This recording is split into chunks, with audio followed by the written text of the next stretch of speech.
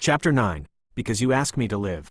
He's strong, Shizu muttered aloud, her soft voice carrying an edge of disbelief. Huh, I didn't expect her to say that out loud. She stood there with wide eyes and slightly parted lips, her usual composed expression melting into one of open awe.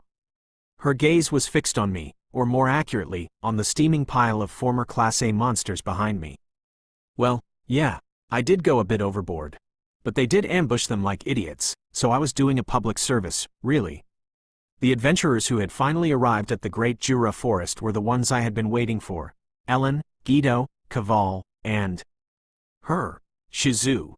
Even now, the fire spirit within her flared weakly, restrained but restless. I could feel Ifrit's presence buried deep inside, like a storm waiting to break through a cracked dam. But right now, that wasn't the issue. I looked over the group. All four of them looked like they'd been dragged through several miles of bad decisions. Caval's cape was half torn, Ellen's hair looked like she fought a tornado and lost, and Guido was practically wheezing. Even Shizu, normally composed and calm, looked, dare I say, done with life. Yeah, they were exhausted. So, I waved awkwardly. Hi there. No response. Wow, tough crowd. You did just vaporize several powerful monsters while radiating 0 magicules. You appear terrifying. Well, that's not my fault. I am terrifying. To break the ice, I decided to go for the classic. I'm Rimuru, the slime. But don't worry, I'm not a bad slime. I gave them a friendly smile, hands raised in peace. They stared at me, like I'd grown another head. Then, PFT, Shizu tried, and failed, to hold in a laugh. My eyes shot toward her. That laugh, she remembered. That phrase, that exact line. My heart skipped a beat. Your reaction is unsightly. Control yourself. I am controlling myself, thank you very much. Ellen blinked in confusion. Shizu-san? I just remembered something, Shizu said softly, her smile still lingering. Oh no, now they're looking at her like she's crazy. The vibes are all over the place. So, are you guys okay? I asked, walking closer. You don't look so good. That's an understatement, Caval muttered. We were chased by giant ants for 3 days straight.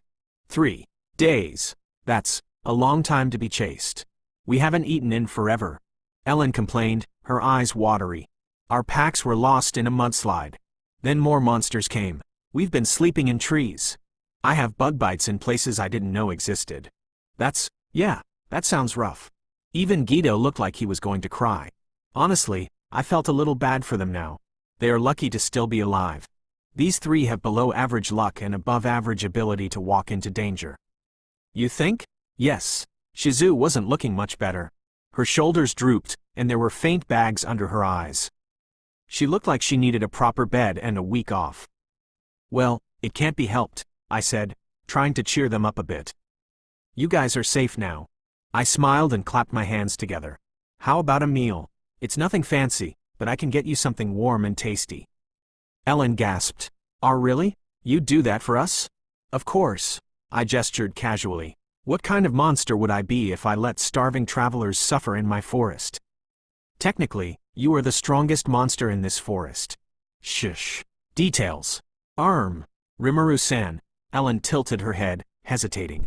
Do you live around here? I pointed a thumb toward the mountain behind me. Yep, I just moved in. We're building a city just past that ridge. A city? The 3 adventurers looked stunned. A city in the Jura Forest?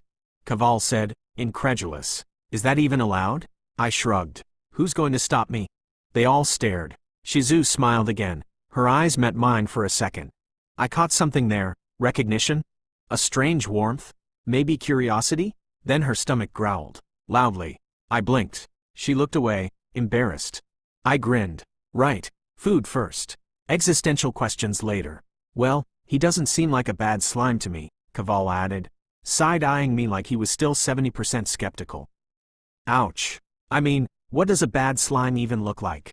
I swear, one day I'm going to make, not a bad slime, into a household slogan. Maybe slap it on a banner. Tempest, built by a slime, but not a bad one. Still, I couldn't blame them. Most people would sooner run from a slime than trust one to build a city. Honestly, it's kind of flattering that they're only mildly suspicious. These 3 may not look it right now, but they're rank B adventurers. Their current, worn-out lost puppies vibe is a temporary thing, probably. And then came the voice of reason. Rather than lecturing here, Shizu-san said softly, "Why don't we accept the hospitality being offered? This person is definitely trustworthy." "Wait," she said that? I looked at her, startled.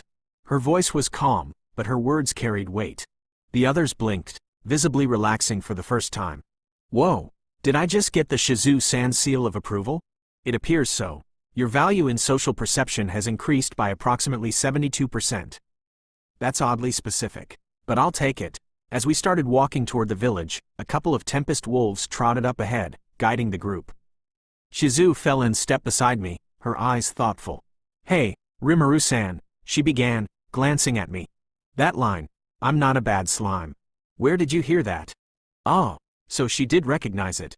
She's testing me now, huh?" "I came from Japan too," I said simply. "You're from Japan as well, right, Shizu-san?" There was a small pause.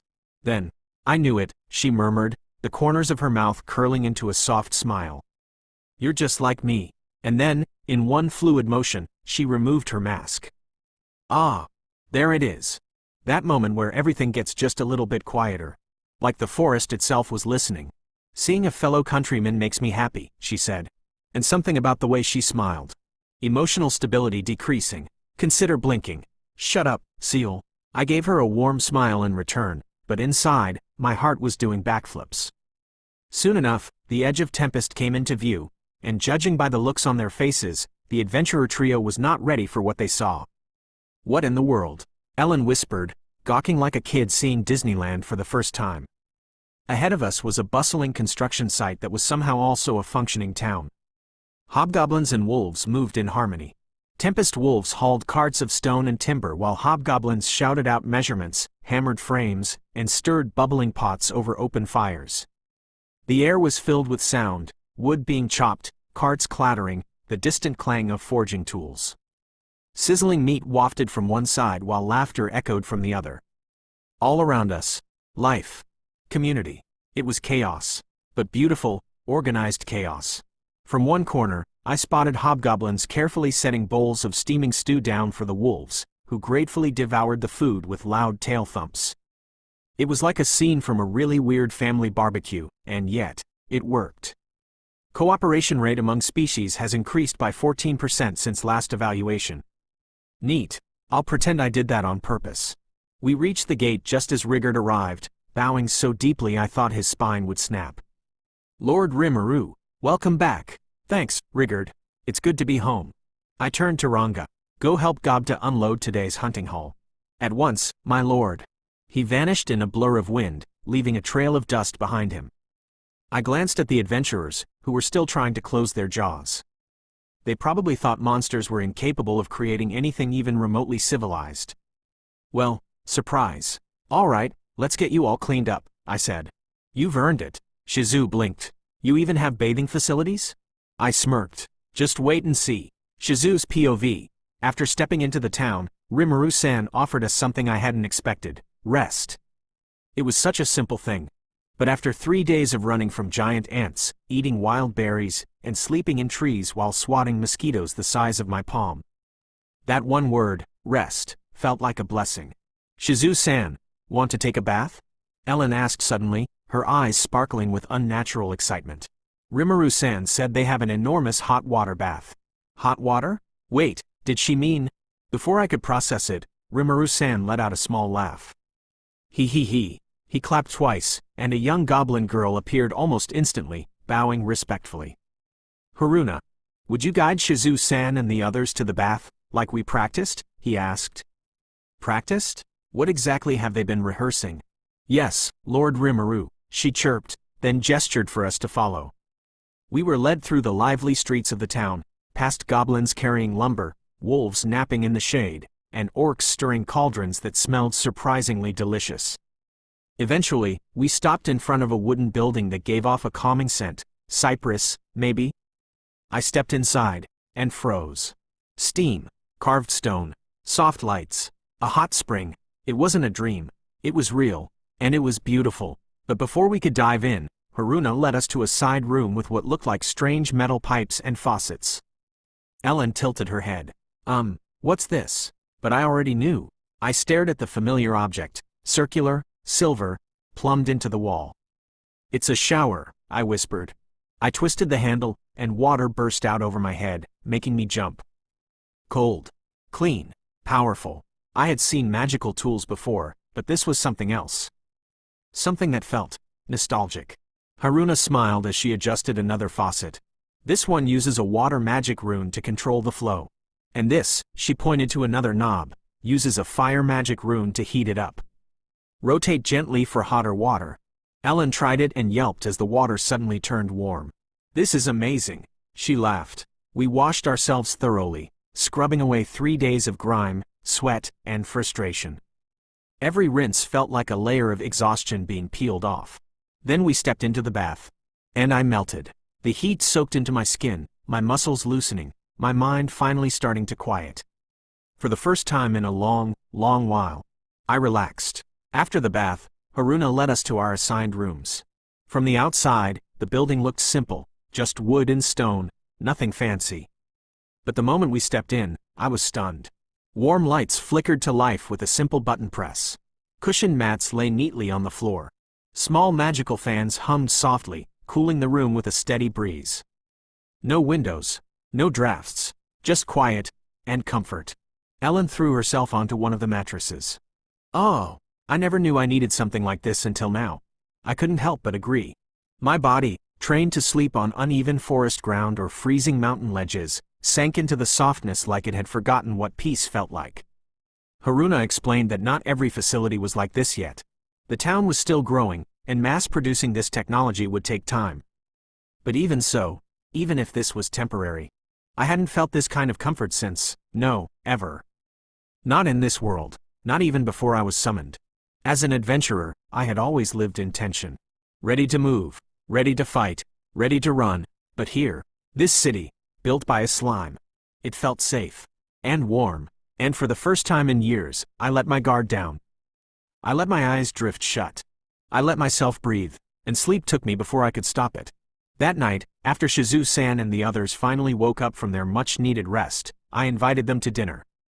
The entire village was also enjoying their meal, but I had arranged a private room for us, partly for comfort, partly to avoid the inevitable chaos that came with Gobta and Ranga being anywhere near food. Ah, you actually dare to steal my meat? The dining table is a battlefield, Miss Ellen. Then I'll just have Kaval's roasted meat. And just like that, the chaos came anyway. But at least it was contained chaos. The trio bantered playfully in front of the steaming platters, acting like siblings at a holiday feast. I guess this was normal for them. It was kinda nostalgic, actually. I sat with them in my usual human form, black clothes over a white shirt, ponytail in place. As I glanced around, my eyes landed on Shizu-san, who was eating quietly, with her mask still on. Oh, right, that. I knew about it, of course. But somehow, I had completely forgotten. It had been about 15 years, after all. Even with my perfect memory, thank you, Seal-sensei, I realized that some habits from my human life still clung to me. Like forgetting little things. Important little things. Honestly, I was glad. It meant I didn't need to live like some overclocked computer trying to micromanage the timeline. I could just live. Seal-sensei could handle all the pixel-perfect memory and multiverse probability calculations stuff for me. That's exactly what I do, Master. I know. You're the best. Shizu suddenly looked around, eyes lingering on the architecture, then mused aloud. This village copies some of the principles we had on Earth. I raised an eyebrow. Like, what exactly? For starters, the structures here are built on metal foundations.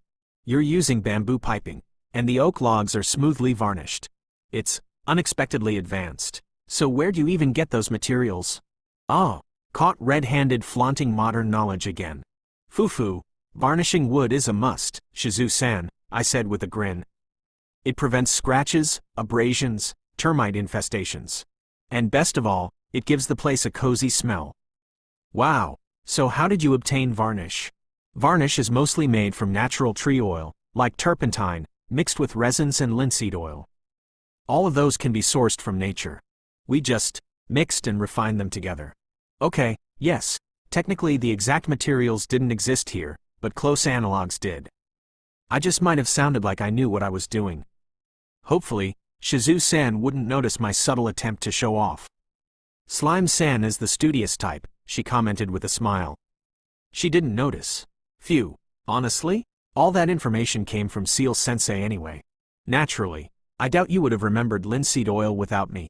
Ouch. But fair.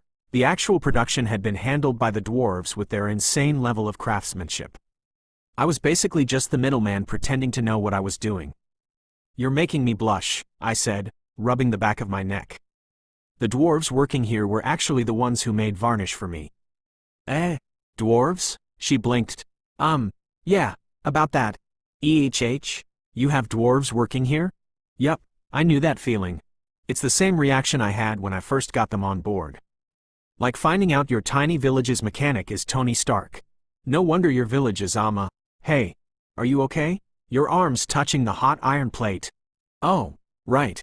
Huh, you're not even flinching, Shizu said, tilting her head. You probably have fire resistance. Well, technically I have all elements immunity. But yeah, let's not say that out loud. According to Seal, it would create unnecessary panic if Master carelessly blabbers about your real capabilities. See? This is why I keep my op cheat sheet hidden unless absolutely necessary. I mean, I had abilities like Void God Azathoth and Information King, Akashic Records, in my back pocket. But that didn't mean I'd whip out Turn Null to take down Gobta.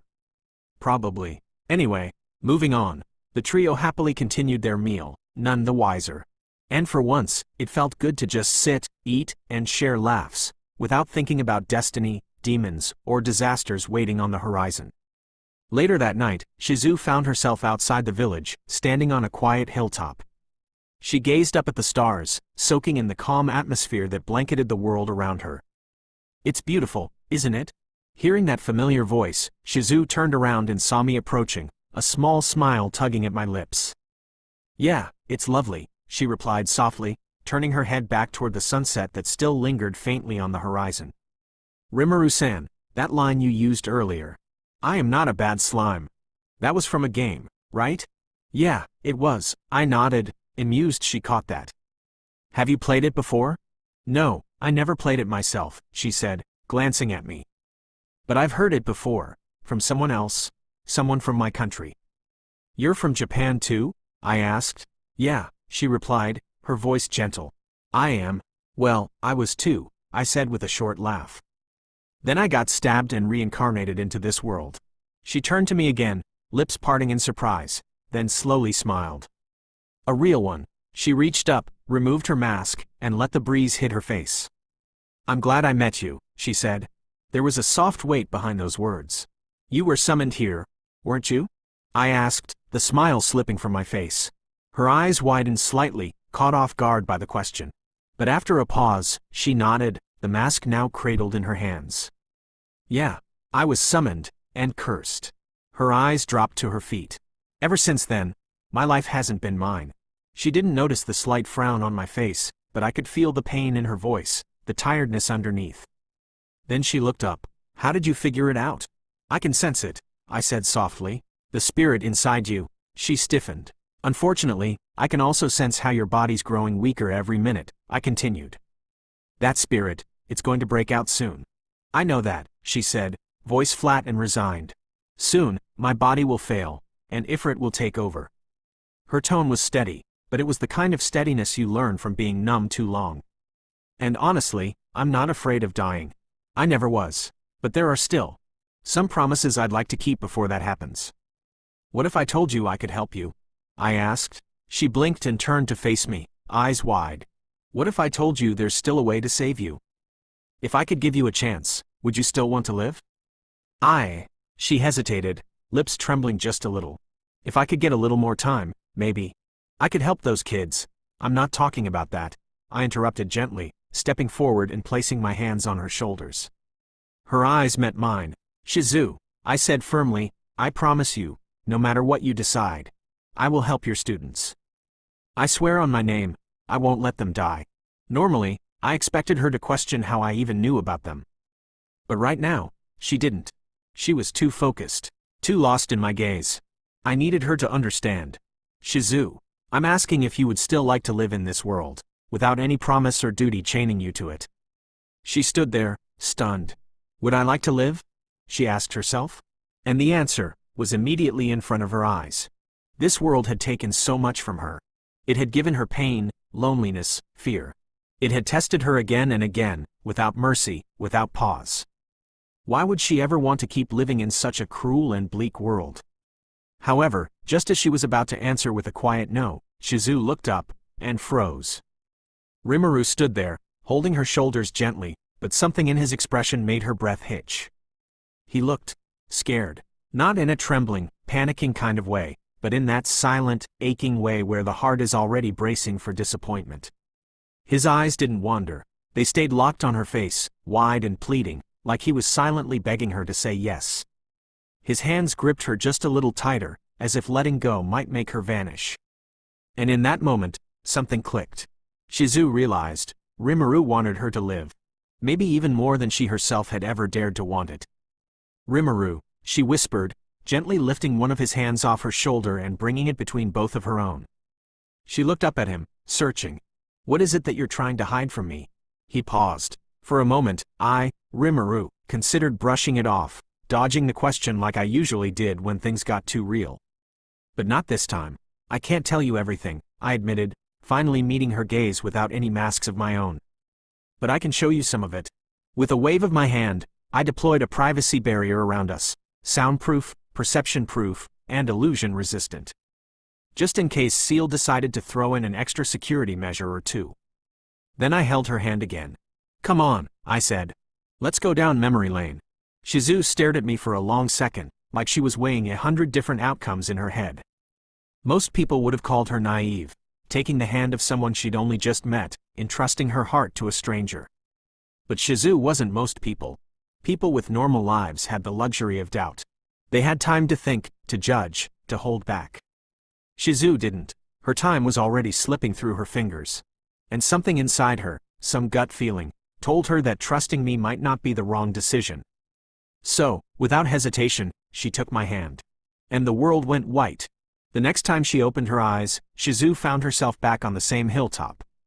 But everything felt different. Tears streamed freely down her cheeks. Her hands clung tightly to my clothes, fists trembling as if trying to hold on to something precious that had already started to fade. Shizu, are you all right? I asked gently, brushing away her tears with my thumb.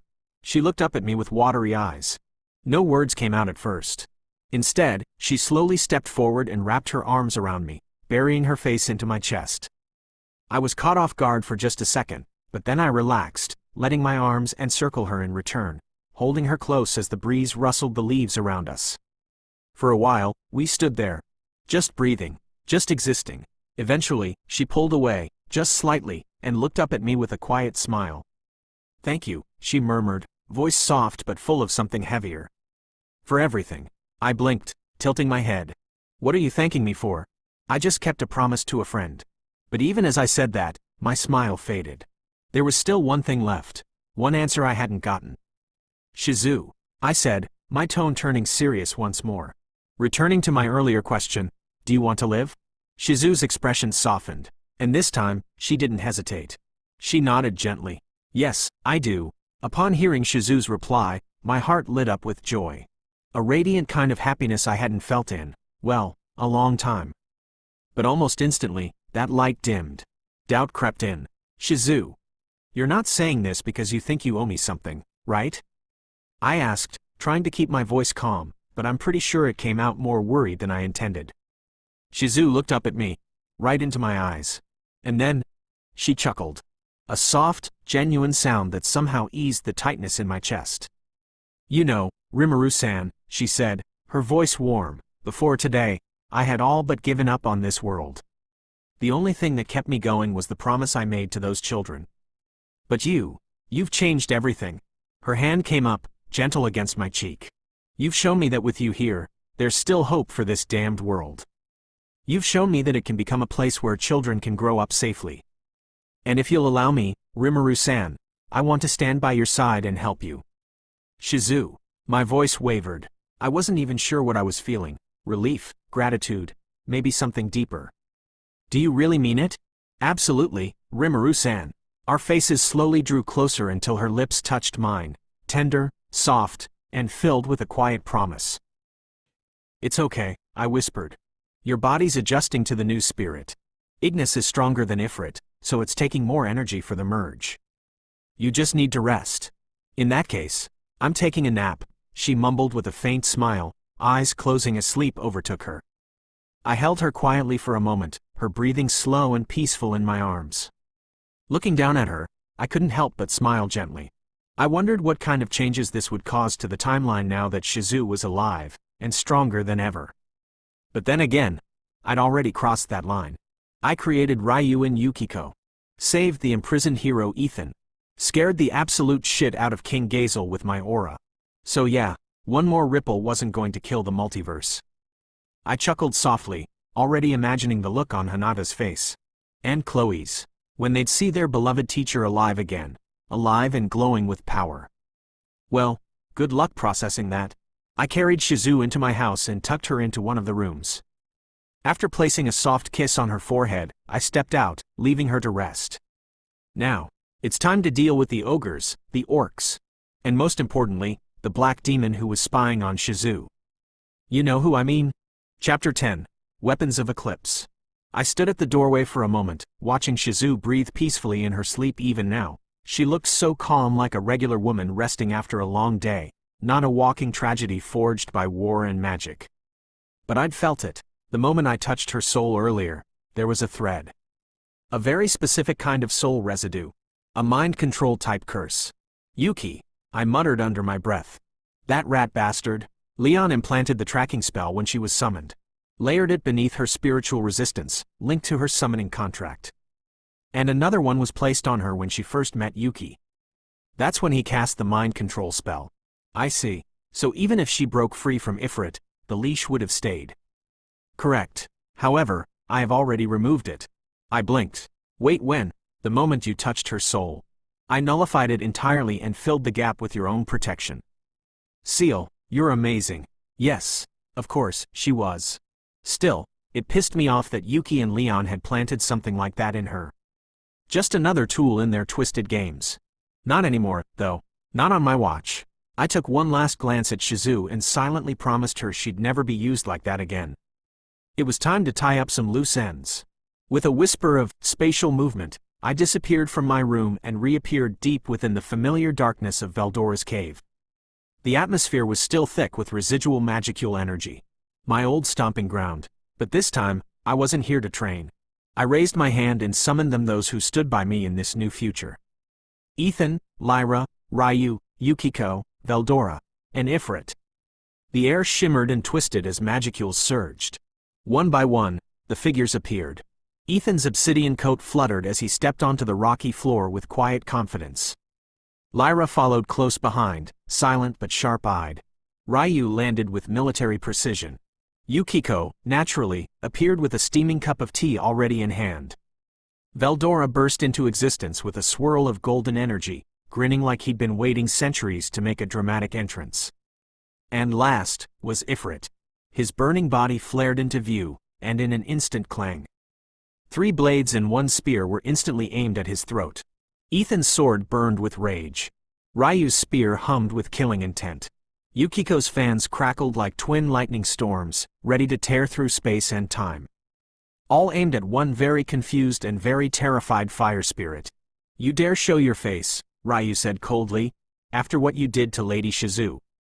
You'll pay for hurting her, Yukiko added sharply. Ifrit trembled. Literal flames shook off him like sweat. I have done nothing. Stop. My voice echoed through the cave like a thunderclap. They all froze. Ethan's eyes slid toward me, still cautious. My lord, I know, I said calmly, stepping forward. But Ifrit is under my command now. He won't harm her ever again. I locked eyes with the spirit. Right? He dropped to one knee immediately. Never. I swear it. Leon's mental grip has been broken. His mind is no longer influenced. He is afraid, but clear. He's not the same, I said. Let him prove it. A tense moment passed. Then, Ethan sheathed his sword, followed by Ryu and Yukiko. Ifrit let out a breath he didn't need. I swear he almost melted into a puddle. Thank you, he whispered. Veldora, who had been watching silently until now, suddenly burst into booming laughter. Bawahahaha! At last, he bellowed. And before I could react, he slammed into me and wrapped one giant arm around my shoulders. You finally freed me from that damn prison, little brother.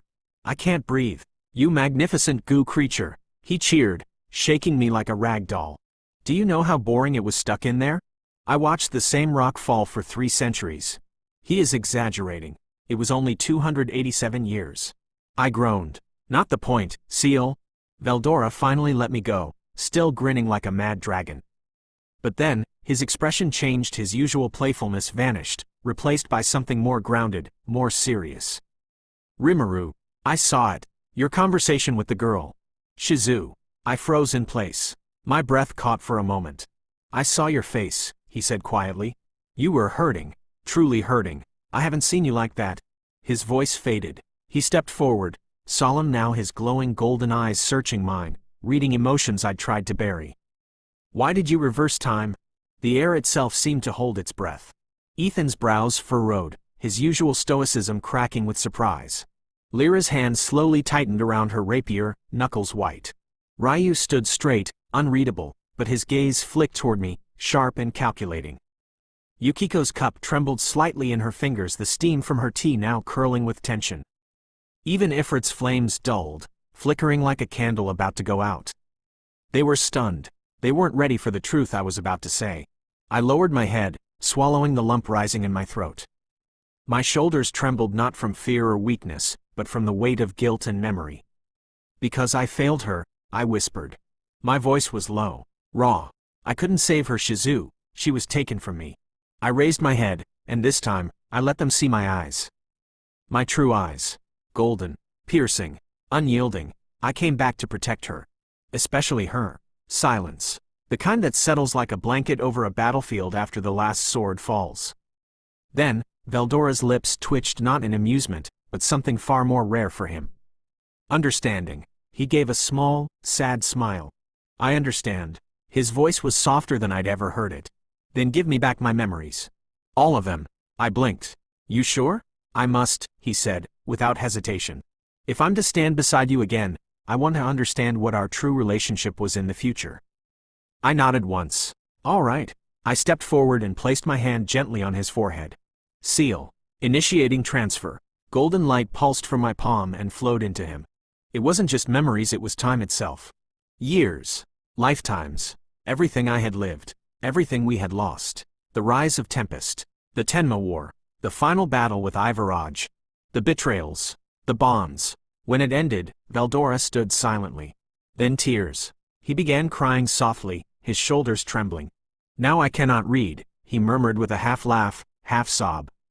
That berserk chapter. I was saving it for last. I snorted. It's your fault. You're the one who told me to return your memories. But I didn't mock him. Not really, because he was still crying. I said nothing else. Then I turned toward the other presence in the room, still kneeling. Still unsure. Ifrit. He blinked. I am not worthy. You were once Veldora's student, I reminded him. You need to know. Seal. Partial transfer. Affirmative. I touched his chest. My magic surged inward, not as a blade, but as a mirror. Letting him see everything just enough. Light poured into his soul. When it ended, he collapsed again, one knee against the rocky floor. But this time, it wasn't out of fear. It was grief. I understand now, he whispered, trembling. How much she suffered. How much I made her suffer. I narrowed my eyes at him. My tone sharpened like a blade on stone. Listen, Ifrit, I didn't kill you because Veldora believed you could change. Because I believe in second chances. A flicker of pressure escaped me, my aura bleeding into the cave like a tsunami pressing against the walls. The ground trembled beneath our feet.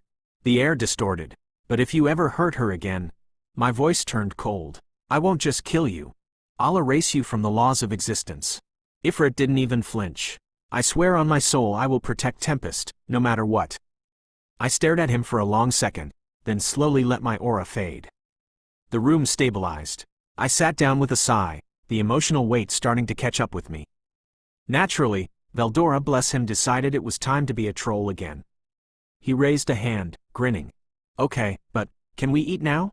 I rolled my eyes and smiled despite myself. Yes. But before that, I stood again, my voice firm, gaze sweeping across them all. There's a reason I summoned you all here. I looked around at the people gathered before me, each one standing strong, loyal, and chosen. But for now, I said, stepping forward, I have something for all of you. They all perked up a little. Your weapons, they're decent, but not good enough for what's coming. Not for what we'll face. I raised my hand, letting magicules gather and swirl at my palm. I want to give each of you a weapon. A true one. A blade or tool worthy of your strength. The moment I said that, everyone's eyes lit up like kids who just got told they were getting new toys for the apocalypse. Ethan's normally cool expression cracked just slightly, eyebrows raised, eyes gleaming with restrained interest.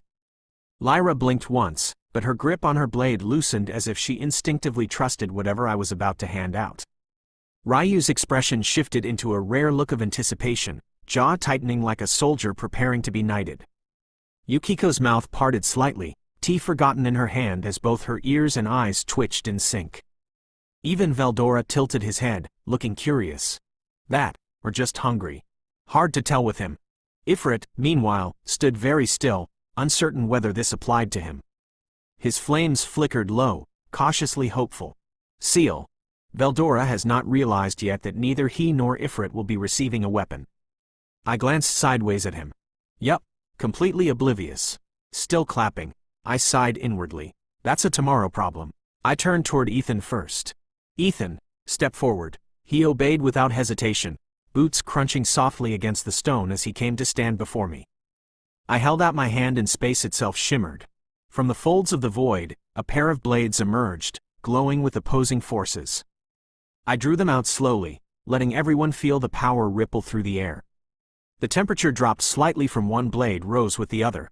Forged from the essence of dawn and night, I said, offering them to Ethan with both hands. Wielded as one nocturne and solstice. Twin blades of eclipse. He reached out slowly, reverently, and gripped the hilts. The moment his fingers wrapped around them, the air trembled. Nocturne, the black blade, curved with predatory grace, its surface absorbing light like a living shadow.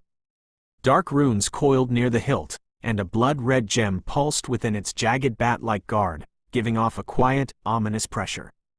Solstice, the white blade, was its mirror in form, glowing faintly with a pale, spectral light.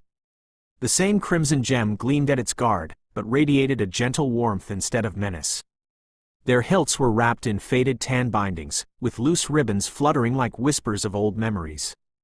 The moment Ethan held both, a current of energy twisted around his arms, darkness and light spiraling together in harmony, neither consuming the other. Perfect balance. His eyes widened slightly. These feel like they were made for me. They were. Use them well, I said. They'll grow with you. And they respond best to someone who walks between shadow and sun. Ethan looked up at me, nodding once. I won't let you down. Behind him, Ryu murmured. Those are beautiful. He said it like a man trying to act composed and failing. Just a little. Yukiko leaned toward Lyra and whispered, Do you think mine will come with accessories? Lyra gave her a look. This isn't a shopping trip. Yukiko smiled anyway. It is now. Veldora clapped his hands like an overexcited dragon kid. I want something that explodes. Or sings. Or both. Please don't encourage him. I grinned. Don't worry. Everyone will get their turn. Opening parenthesis ... Except you, Veldora. But first, one blade at a time. As Ethan stepped back, his new blades humming with quiet power, I turned to the next figure in line. Lyra, I called gently. Step forward. She blinked, clearly surprised I'd chosen her next. But she obeyed without hesitation, her boots tapping lightly on the stone as she approached. Her back was straight. Her eyes were calm. She moved with confidence. Not the shy girl I once met trembling beside Ethan. No, this Lyra was something else entirely. Months of training under Yukiko, Veldora, and Ethan had sharpened her. Not just her aim but her presence. Her magical affinity had blossomed beyond anything I'd predicted. From a scared support archer into a hybrid battle mage with lethal elegance. And she carried something even rarer now, something few in this world possessed. A hero's seed has taken root in her soul. Seal, that was your doing. Correct. I gave her an egoless spirit of wind and earth. Her soul accepted it willingly, and it fused into the hero seed naturally. She is walking her path. I smiled inwardly. Of course she was. I raised my hand once more, and the air split with a gentle crackle. Magicules spiraled upward like a vortex, and from within it, the bow appeared. Gleaming like molten flame frozen mid-motion, jagged crimson crystal formed the weapon's frame. Golden wing-like blades flared at the grip, pulsing with stored spirit energy. The bowstring itself shimmered a single thread of condensed magic, vibrating softly like a string drawn too tight in the presence of war. The moment it materialized, Lyra's breath caught in her throat. "This," she whispered. "Crimson Vortex," I said, stepping forward. "Forged from all kinds of spirit cores, it's more than just a weapon. It's destruction given form." She reached out slowly, almost reverently, and wrapped her fingers around the grip. The moment she touched it, the bow resonated, its magic flaring to life like it recognized its wielder. "It never needs arrows," I continued. "Each shot is drawn from your will. Elemental arrows, piercing blasts, magical constructs, it responds to your intention." Lyra held it close, her gaze never leaving the swirling core of crimson light within the bow's limbs. "It also has one more trick," I added. "A spell called Gravity Collapse. It can warp space and crush a single target under immense pressure. Think of it as an executioner's whisper in the void." The others were visibly impressed. Ethan nodded in approval, watching her with a faint smile. Yukiko raised a brow. "So she gets a bow that can bend space and shoot magic without a quiver?" "Not bad." Ryu gave a small grunt. "Efficient." Even Veldora leaned closer, eyeing the weapon with sparkling interest. "Oh ho ho, Tilda, it looks like a phoenix egg about to hatch. I'm a little jealous." Ifrit tilted his head, the flames around his eyes pulsing with curiosity. As Lyra slowly lifted the bow, its form gleamed under the cave's dim light, deadly, elegant, and resolute. Her voice, when it came, was clear and steady. "I'll use this to protect Ethan. And to protect Tempest." I nodded. "Good. I expect nothing less. Seal, she has already begun to synchronize with the weapon." "Of course she has." I took a moment to breathe, sensing how strong this generation was becoming. How far they'd come. And this was just the beginning. "Next," I said, letting my gaze drift toward the two waiting figures, Ryu. And just behind them, Veldora, practically vibrating with anticipation. "Still doesn't know. Seal. Should I tell him now?" "Nah.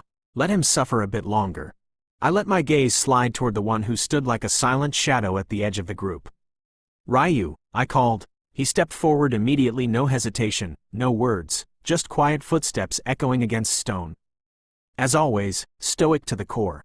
That sharp gaze of his never wavered, like a predator waiting for the right time to strike. But I knew better now. That stillness wasn't coldness. It was discipline, focus, loyalty. A blade in human form.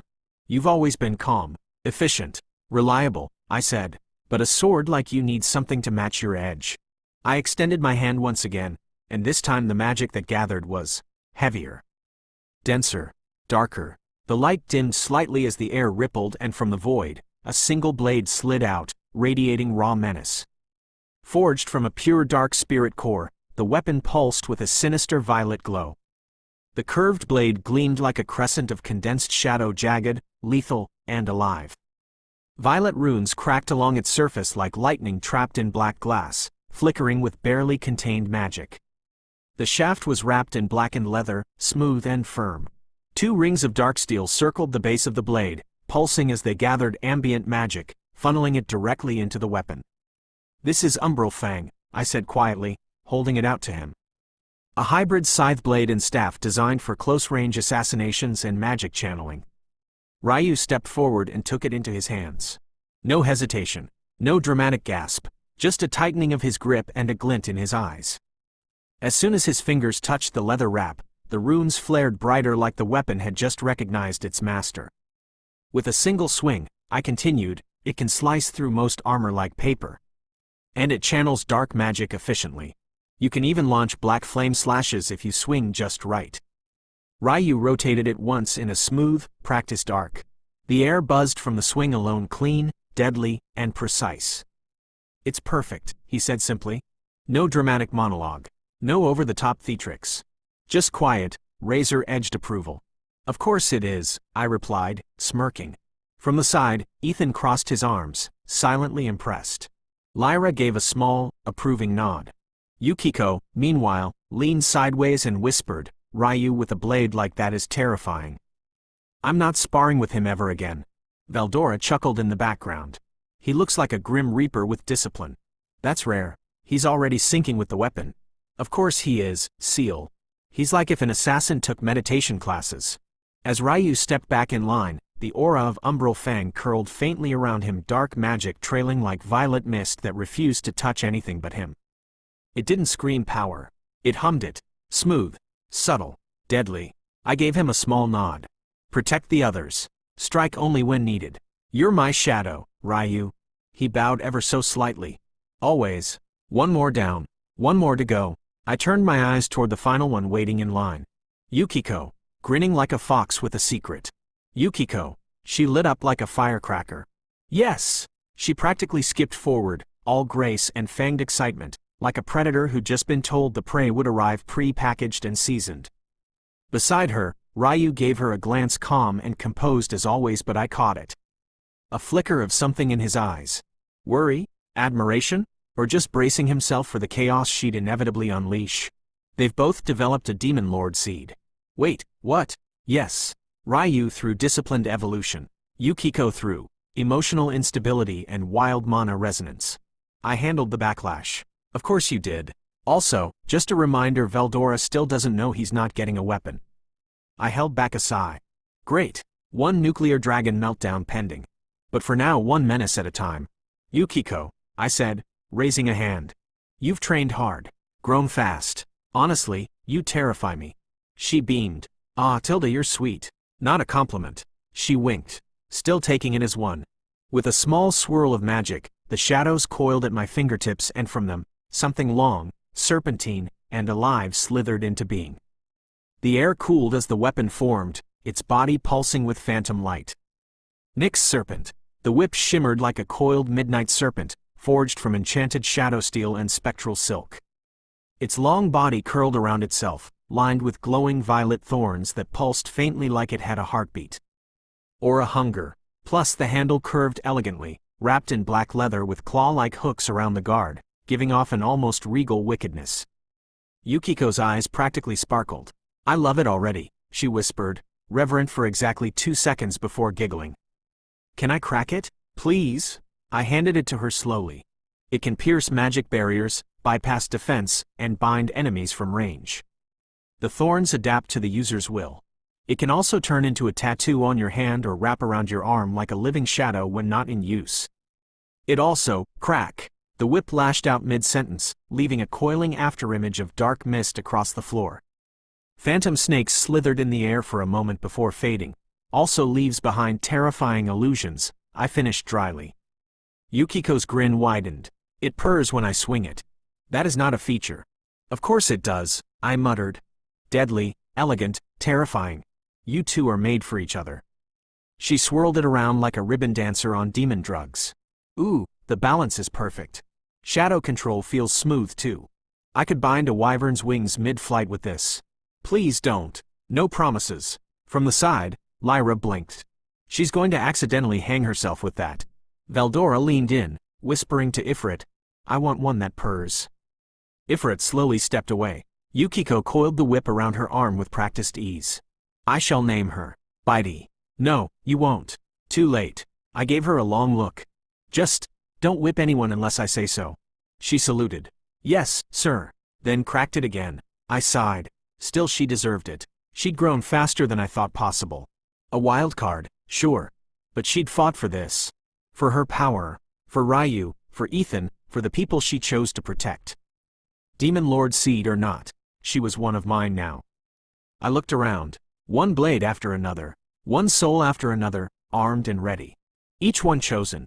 Each one loyal. Except for a certain dragon now pouting in the corner. Oh boy. Time for the tantrum. Just as I finished explaining that every single weapon was mythical grade, a massive hand clamped down on my shoulder. I didn't even have to look. I already knew. Veldora. Then came the shaking. Where is mine? He thundered, eyes wide and dangerously sparkly. Oh boy. Veldora, chill. You and Ifrit aren't getting weapons.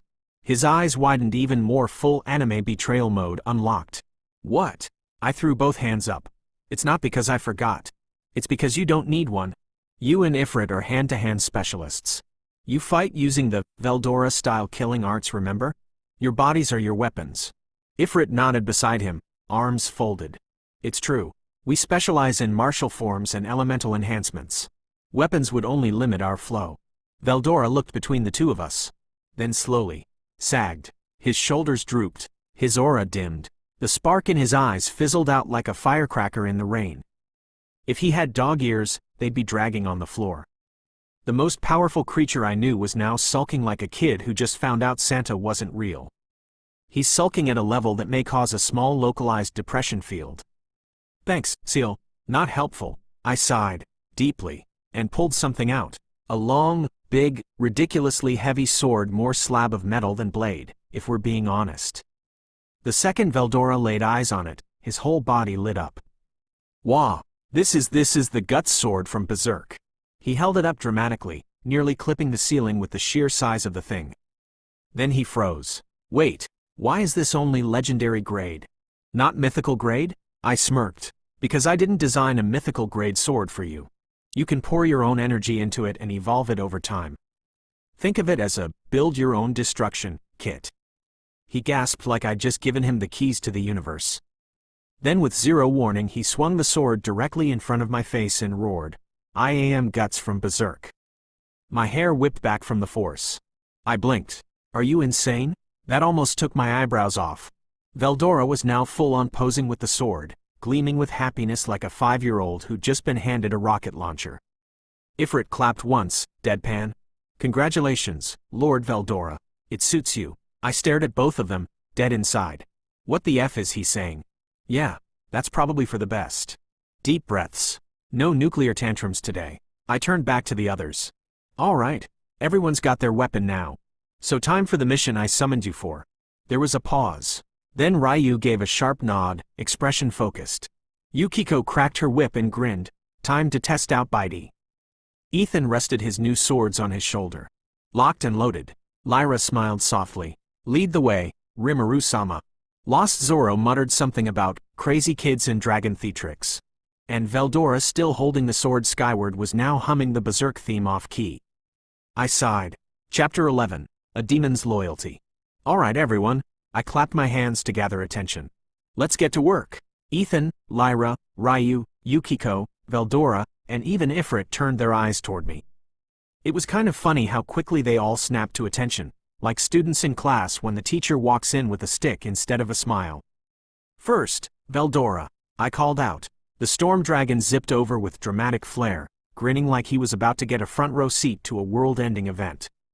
You have a very important task, my dear brother. Veldora's eyes lit up like a kid who just found out he was getting a brand new toy. Oh ho ho. Just tell me, Rimuru. Do I have to slay a wicked king? Crush a rival nation? Annihilate someone foolish enough to stand in your way? That enthusiasm is terrifying. I gave him a small smile. Nope, no slaying this time. Actually, you need to save some people. His face dropped like a rock. Ugh, how boring, he groaned, folding his arms like a sulky teenager being told to do chores instead of blowing stuff up. I cleared my throat and continued. You need to save the ogres. There's a village to the northeast with about 975 of them. It's where Benimaru, Shuna, and Shion live. They're in danger. The Orc Lord's army is on the move, and if we don't act fast, their village will be wiped out. Veldora's brows furrowed, his expression shifting to something almost serious. Almost. I'll grant you 2 skills for this mission, I said. One will let you teleport the ogres safely to our village.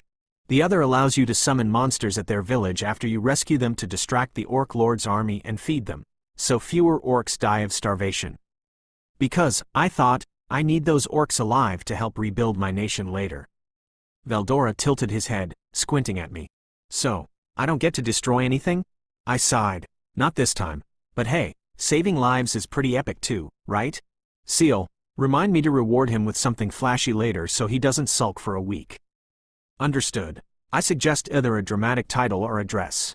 Honestly, both sounded weirdly perfect. You can take Ethan and Ifrit with you, I added.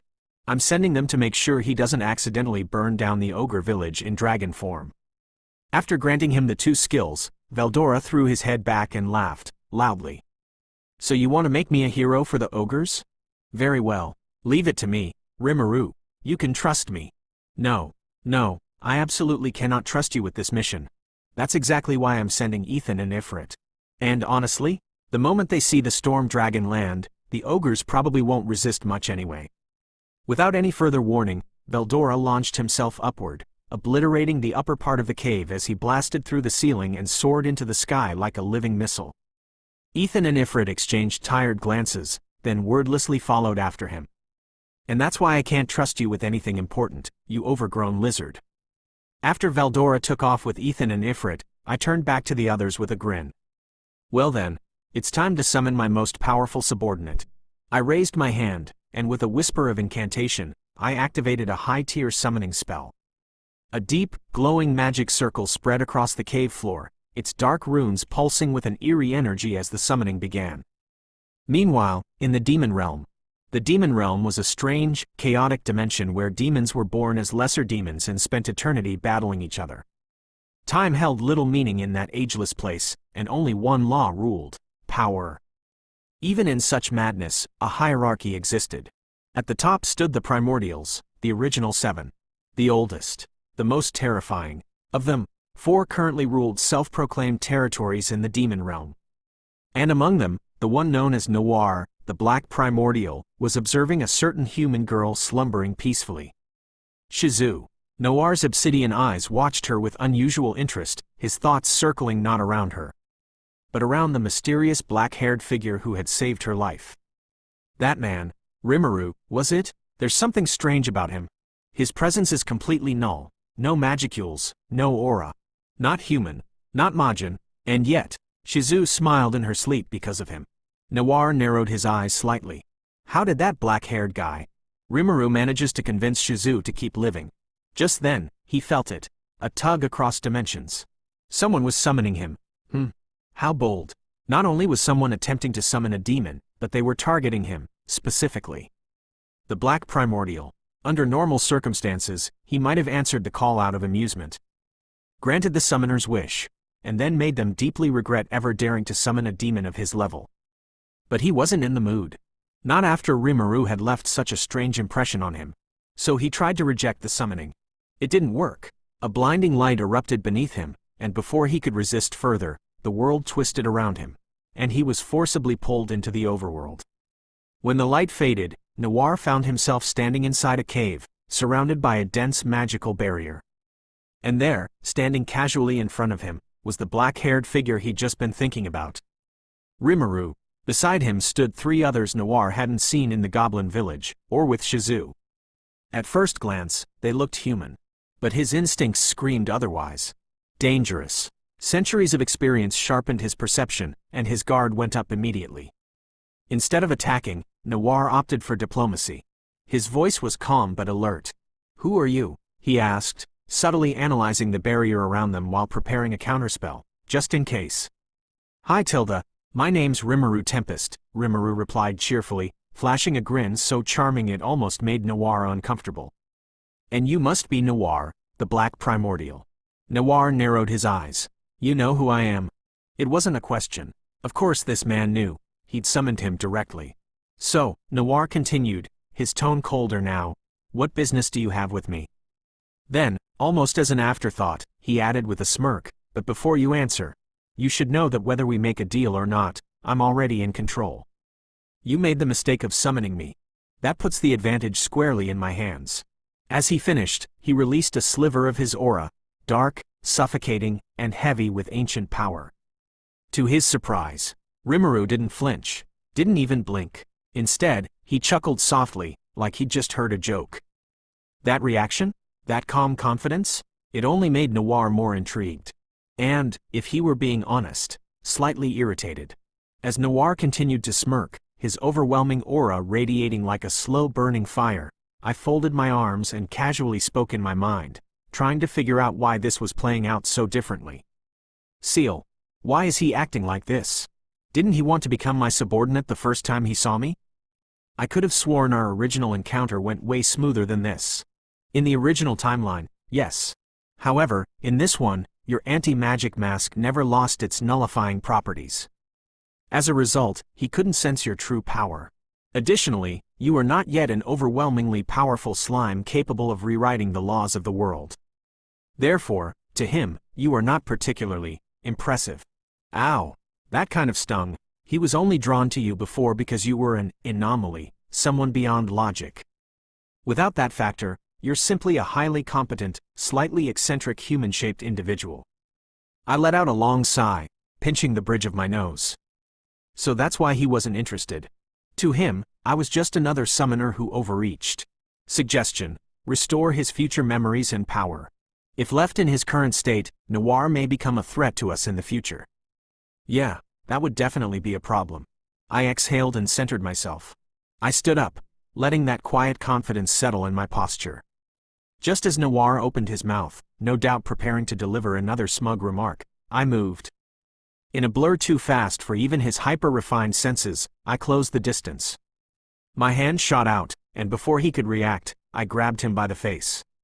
His aura flared in reflex, but it was too late. Sorry in advance, I muttered, and then pushed. Magic surged through my palm as I funneled his memories back, our battles together, his loyalty, his pride in the name I gave him. Everything. The moment he became Diablo. I released him. Noir, no, Diablo, stumbled backward, his legs trembling. His breath came out ragged, sweat pouring down his face like he'd glimpsed the very fabric of destiny unraveling. Then, his expression shifted, from shock to recognition, from fear to reverence. He dropped to his knees. No. He slammed his forehead against the cave floor with a heavy thud. My deepest apologies, my lord, he gasped, voice trembling with both awe and shame. To speak so arrogantly in your presence. I was blind. I had forgotten. If punishment is required, I will accept it without hesitation. I raised an eyebrow, only mildly amused by his dramatic reversal. Honestly, I'd expected something like this. Relax. It's not that big a deal, I said, waving it off. Now get up, Diablo. I've got work for you. Silence lingered in the cave after Diablo's dramatic pledge of loyalty. The air was thick with residual magic, a potent blend of restored power and unshakable devotion that clung like mist to the cavern walls. Even for someone like me, the pressure of a realigned primordial was no joke. Behind me, I could feel the shift. Ryu had straightened up like someone ready to charge in at the first sign of threat. Yukiko had her arms crossed, her gaze sharp and unreadable. Lyra stood quietly, but the subtle twitch in her brow betrayed the storm of questions swirling in her head. It was kind of funny. I didn't even need thought acceleration to guess what they were thinking.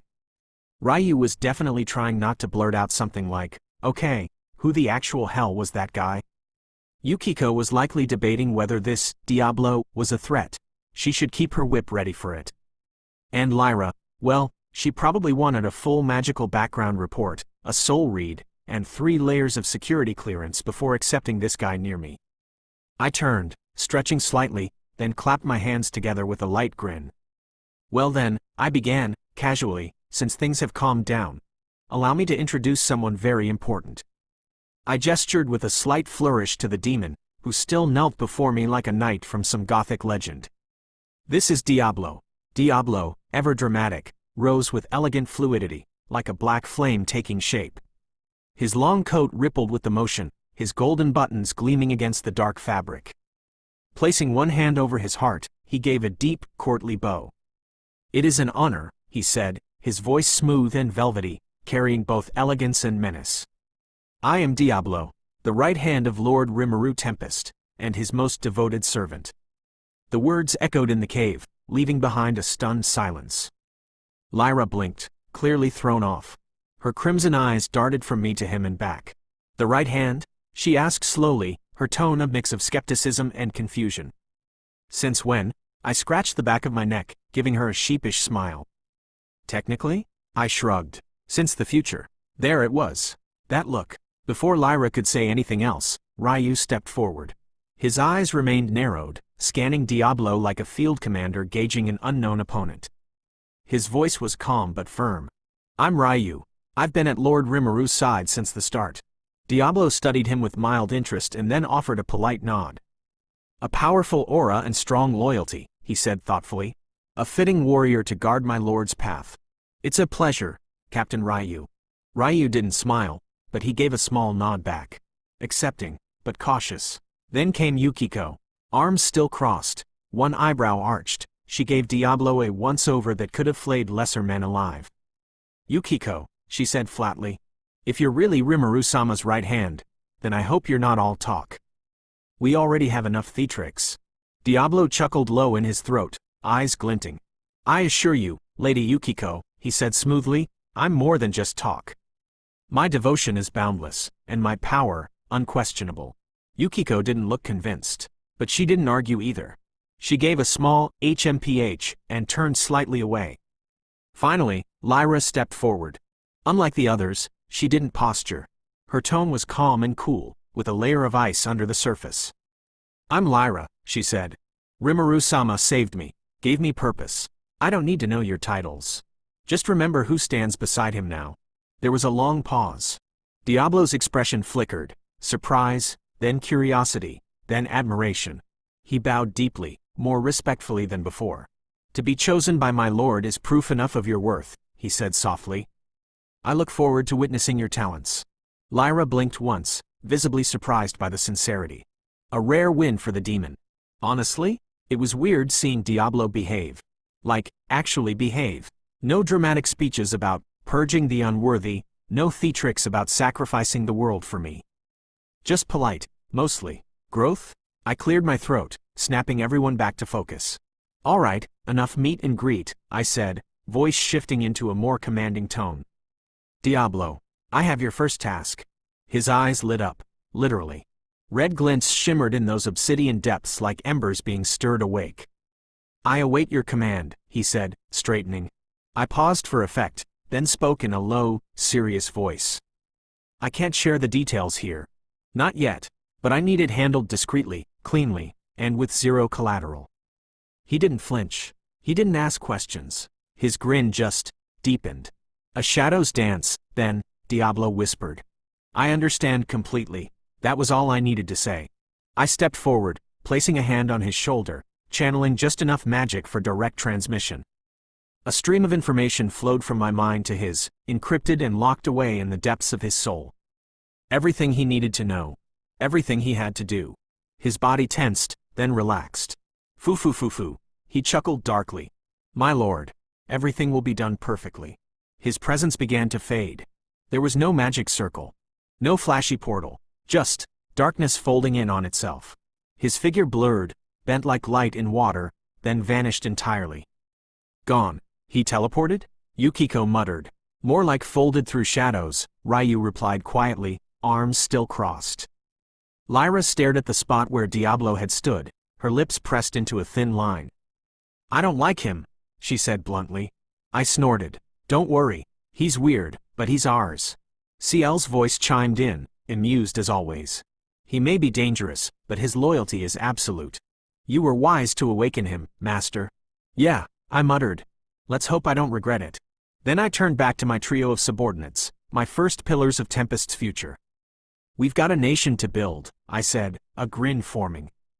And some very old enemies to surprise. The shadows in the cave had just begun to settle after Diablo's stylish disappearance. No smoke, no swirl of darkness, just gone. Honestly, the guy never missed a chance to be extra. I half expected ominous violins to start playing whenever he entered a room. But there was no time to dwell.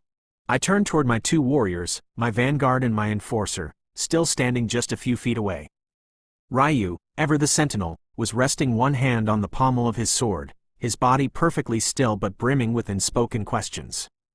Yukiko, meanwhile, stood slightly behind him with her arms crossed and that trademark, resting murder face, that could make a behemoth flinch. Ryu, Yukiko, I called out calmly. Both snapped to full attention immediately, eyes sharp and focused. A slight twitch in Yukiko's brow told me she'd already sensed the shift in my tone. You need to keep an eye on someone. The moment I said it, their posture subtly changed. Ryu raised an eyebrow and stepped forward, his expression cool but curious. You're sending us out? I nodded once, folding my arms behind my back. This isn't just any scouting mission, I said, my voice dipping lower, more serious. You're going to be tracking someone who's dangerous. And not just someone. There's a group. Yukiko's golden eyes narrowed into slits. Who? I locked eyes with them both, letting the silence stretch just enough to build the gravity of what I was about to say. The Orc Lord, I said clearly. And the ones helping him. A group known as the Moderate Harlequin Alliance. Both their eyes widened, Ryu's lips parted in visible surprise, and Yukiko's expression darkened immediately, like a thundercloud passing over her face. The Orc Lord? Ryu echoed. As in, the gluttonous monster that consumed thousands during the Great Forest Massacre? I gave him a solemn nod. That very one, and unless we step in, history will repeat itself. Yukiko's eyes gleamed with a dangerous glint. I knew something felt off about the magicule flow in the southern region. I sensed a vile presence when we got summoned by you to that corrupted marshland. Correct. The Orc Lord is currently gathering strength under the manipulation of an external force. Left unchecked, he could evolve into a pseudo-demon lord. And the clowns? Ryu asked, his voice lower now. Cautious. What are they exactly? Think of them as a twisted circus troupe, I said, letting a small grimace tug at my lips. Each one has a unique combat specialty, and they're all as unpredictable as they are powerful. Laplace, the leader, is particularly tricky. He's fast, manipulative, and not easily cornered. Ryu's hands clenched into fists. So we're dealing with a clown-infested apocalypse? Pretty much, I muttered, rubbing my temples. And no, I don't mean clown in the funny way. These guys will gut you mid-joke and leave you smiling with your own blood. Yukiko exhaled through her nose, visibly annoyed. What kind of idiot lets clowns lead a demon army? I held up a finger. The kind who hides behind layers of misdirection and wants others to do the dirty work for him. There's another puppet master, Gelmid. He's pulling strings in the background, feeding the Orc Lord power to cause chaos. Seal chimed in, her tone clinical yet concerned. The Moderate Harlequin Alliance is the key threat. If they awaken Charybdis or connect with Clayman, the timeline will spiral into instability. I know, I murmured under my breath. Which is why we're stopping them now, before they even get the chance. Ryu finally spoke, his voice steady. So what do you want us to do, exactly? I stepped forward, placing a hand on his shoulder. He didn't flinch, but I felt the heat of his determination even through the touch. Track the Orc Lord. Follow the movements of the clowns. Stay in the shadows, report everything back to me, but don't engage unless it's absolutely necessary. Understood, he said instantly, eyes sharp as steel. I'll be your eyes in the dark. I turned to Yukiko next, her gaze steady but sharp. Same goes for you, but if any of them notice you, I'll vanish like a ghost, she interrupted with a smirk. Or slit a throat if they get too close. I raised an eyebrow. Let's try to avoid throat slitting unless it's the last resort. She shrugged. No promises. Recommendation. Assign stealth barriers and tracking enchantments. They'll need counter-illusion protocols. Already working on it, I muttered. Seal. Prep the stealth enchantments and resistance wards. I want Ryu and Yukiko cloaked and guarded. On it. I took a breath, letting my expression soften just a bit. I'm trusting you both with this. If those clowns bring the Orc Lord into full evolution, we'll have a continent-wide disaster. I don't want that happening in any timeline. Ryu bowed deeply. You won't be disappointed. Yukiko gave a small, respectful nod. We'll return with the truth. Or their heads. Preferably the truth, I muttered. Though knowing you, I should probably prepare a cleanup crew just in case. That earned a faint smirk from her. As the two turned to leave, Ryu paused briefly at the edge of the cavern's exit and looked over his shoulder. And Rimuru-sama, he said. Yeah? Thanks for trusting us. I blinked, then smiled. You've earned it. The wind shifted slightly as the two of them disappeared into the forest shadows, silent, swift, deadly. Ciel's voice echoed softly in my mind. They'll succeed. But it won't be easy. As the sound of Ryu and Yukiko's footsteps faded into the wind, gone like shadows beneath the moonlight, I turned back toward the last person still standing quietly by the cave wall. Lyra. She hadn't said much since Diablo vanished into the void. Her arms were folded loosely across her chest, the hem of her dark cloak brushing the stone floor. Her stance wasn't guarded, just calm. Still, waiting. The glow of the enchanted crystals embedded in the cave walls danced across her violet eyes, catching the silver highlights in her hair. It gave her an otherworldly glow, like something caught between memory and dream. Honestly, she was always like this. Observant. Quiet. Warm, but sharp, like the stillness before a lightning strike. Ready to act the moment you forgot how dangerous calm could be. She looked at me now with that same unwavering gaze, like she already knew I was going to give her something important. And I was. I took a step forward, hands slipping into the pockets of my coat, and offered her a small, tired smile. Lyra, I said gently. At the sound of her name, her posture straightened just slightly. She met my eyes fully now, no longer distant but completely present. Yes, Rimuru-sama? I gestured loosely toward the mouth of the cave, toward the world beyond it. More specifically, toward the city I was building just beyond the mountains. My city. Our home. I've got a job for you too. One that might not be flashy like Ryu and Yukiko's, but just as important. Lyra tilted her head slightly, one brow raising. Her lips pursed in curiosity. I'm listening. I paused, studying her expression. She was sharp. She'd catch the weight behind what I was about to say. You'll be looking after someone. That made her blink. Looking after? Yeah. I turned away for a moment, letting my gaze wander toward the forest outside. The wind whispered through the trees, carrying the scent of early morning dew. Somewhere out there, Shizu was still wandering, still struggling, still carrying more than she should have to. I need you to watch over Shizu. Lyra's eyes widened slightly. A flicker of surprise crossed her face, then quickly settled into something softer. Thoughtful. Her lips parted as if to speak, but no sound came out. She took a breath and tried again. Shizu, the girl you like? She asked, voice low and careful. I nodded. She's strong, incredibly so, but she's also burdened, heavily, and she is currently unstable. Emotional volatility, magical imbalance due to Ifrit, and suppressed trauma from her summoning. However, after meeting you, she has gained a small amount of courage. She desires to live, with you. I exhaled lightly, my hands slipping deeper into my coat pockets as I turned back to Lyra. I think you might be the only one who can really understand her right now. She didn't answer at first. Her gaze drifted downward, brow slightly furrowed in thought.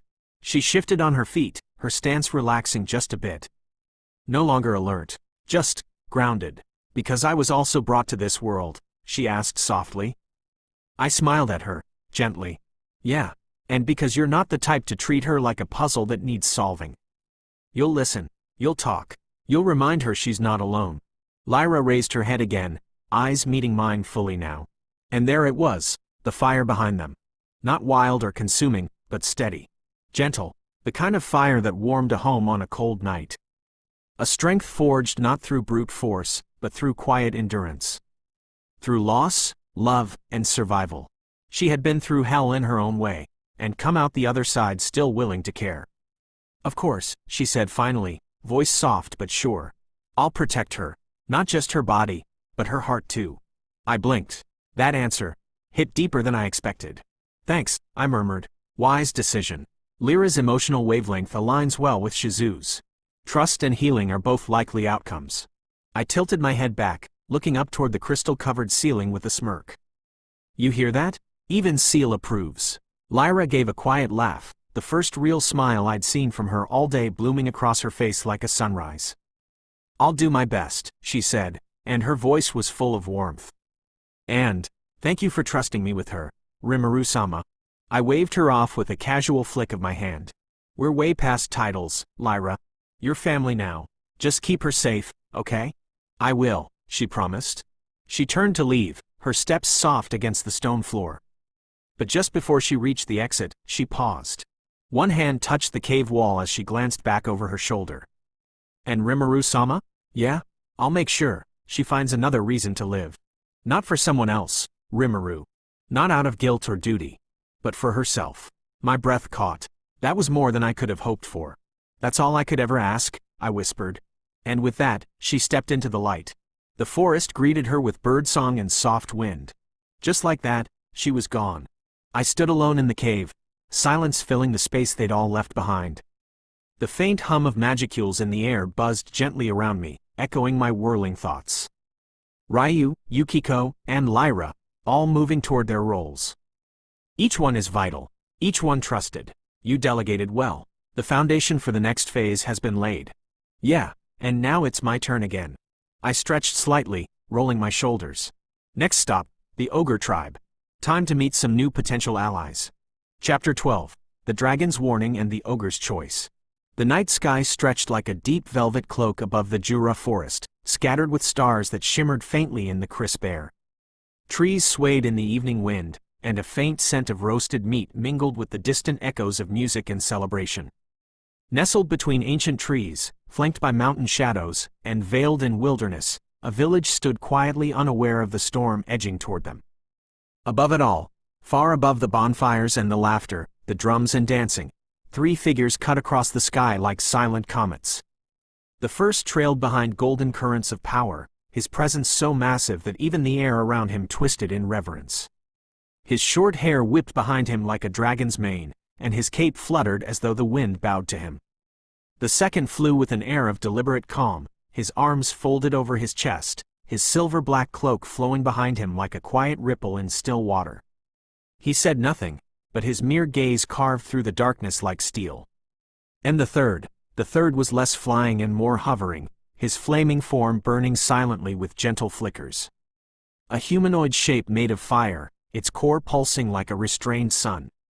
He neither led nor followed, he simply endured the company of two beings more chaotic than he cared to admit. Veldora, Ethan, Ifrit. Veldora spread his arms wide and exhaled loudly, as though trying to breathe in the entirety of the night. Ah, it's been far too long since I've flown like this. What freedom, what majesty. His voice echoed far and wide, carried by wind and ego both. How many centuries has it been since I graced the skies like this? Ethan glanced at him with half-lidded eyes, his tone completely flat. You were just flying last week. In Rimuru's imaginary space. Veldora waved dramatically. Exactly. An eternity. Ifrit's voice, cold and irritated, crackled from behind them. You said this was a reconnaissance mission. I didn't sign up for an airborne parade. Veldora let out a loud HMPH. A parade is what happens when the world welcomes greatness. I'm simply flying. It's not my fault the very wind trembles beneath me. Ethan's brows twitched slightly, though his expression remained mostly neutral. Just focus. The ogres should be close. They were. Below them, a faint orange glow flickered between the treetops, bright, warm, and alive. The forest thinned just enough to reveal a wide clearing ringed by wooden huts and stone totems.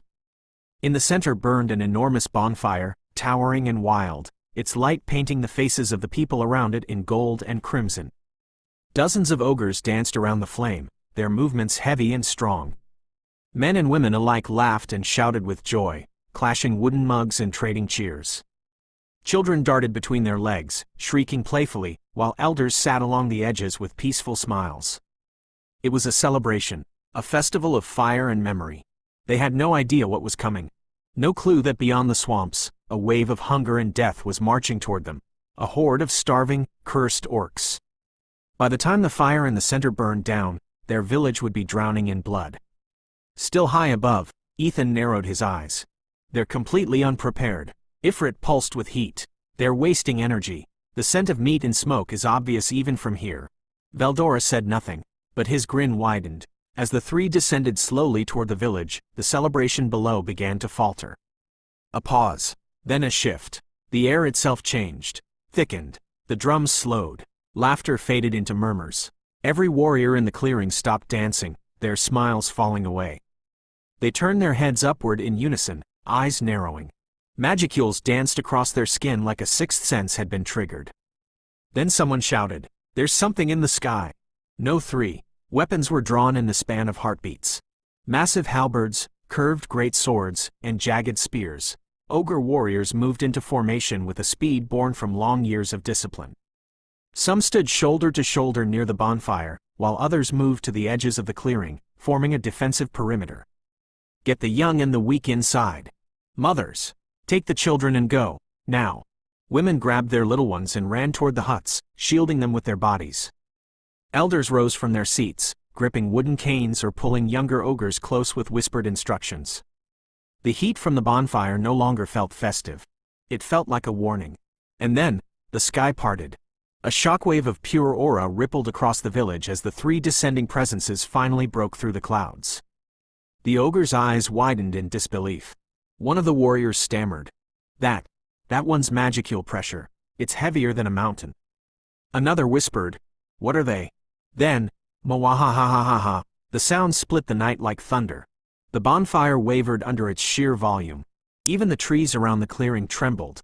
From the front of the trio, the one who looked like the boss landed first, his boots crashing down with a force that kicked up a gust of wind strong enough to extinguish a few smaller torches. He stood tall, confident, grinning like a mad king.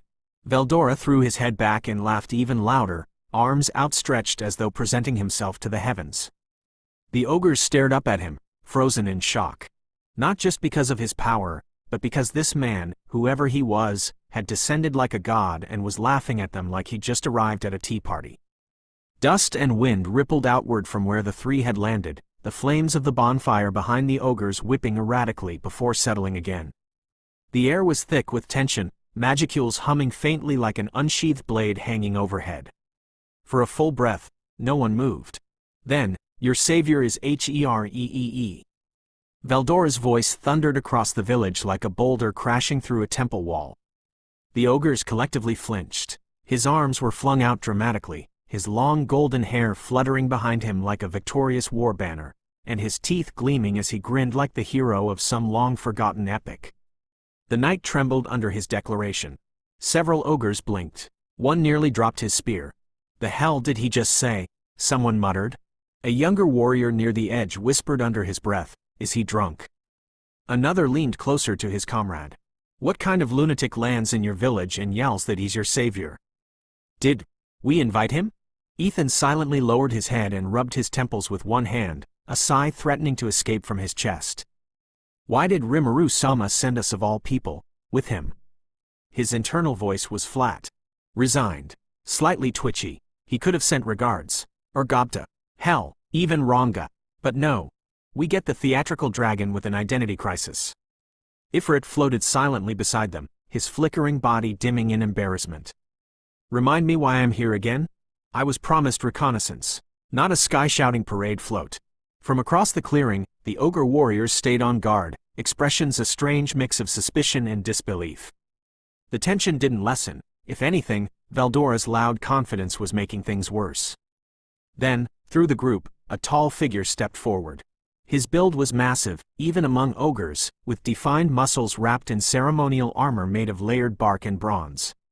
His hair was tied into a warrior's topknot, and his deep red eyes held the weight of leadership and caution.